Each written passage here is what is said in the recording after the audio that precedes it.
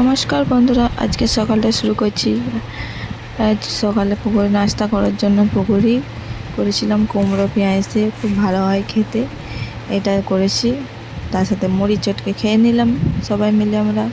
তারপর রান্নাতে ফিরে এলাম। রান্নায় আজ ডিম, কাঁচকলা, আলু দিয়ে ঝোল হবে একটু। আর সাথে তো ডিম ভাজা হয়ে গেছে, কাঁচকলা ভাজা হয়ে গেছে। এবার পেঁয়াজ এবং টমেটো দিয়ে দিয়েছি তেলে। এরপর আদা রসুন পেস্টটা দিয়ে দিয়েছি লঙ্কা বাটার সাথে। এরপর সব মশলাপাতিগুলো দিয়ে দিলাম, হলুদ গুঁড়ো, জিরে গুঁড়ো, ধনে গুঁড়ো, কাশ্মীর লঙ্কা গুঁড়ো, নুন স্বাদ মতো। এবার একটু ভাজা ভাজা করে নিলাম। তারপর আলু সিদ্ধ করে রেখেছিলাম ওগুলো দিয়ে দিলাম। ভাজা ডিম কাঁচকলা ভাজা রেখেছিলাম ওইগুলোও দিয়ে দিলাম। এবার নাড়াচাড়া করে একটু মশলাটা মাখা মাখা করে নিলাম। তারপর এবার জল দিয়ে দেব, একটু টকবকিয়ে ফুটবে আস্তে আস্তে। এই জল দিয়ে দিলাম।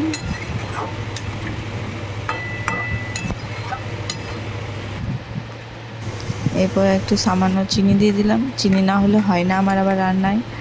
এবার আলু সিদ্ধ করে রেখেছিলাম, পেঁয়াজ টমেটো কাঁচা লঙ্কা ভেজে নিয়ে গেছিলাম। এবার চটকে চটকে মেখে নিলাম আলু সিদ্ধটা, মেখে পরে রেডি।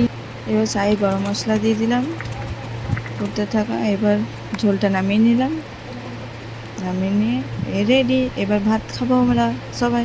ভালো থাকবেন, সুস্থ থাকবেন।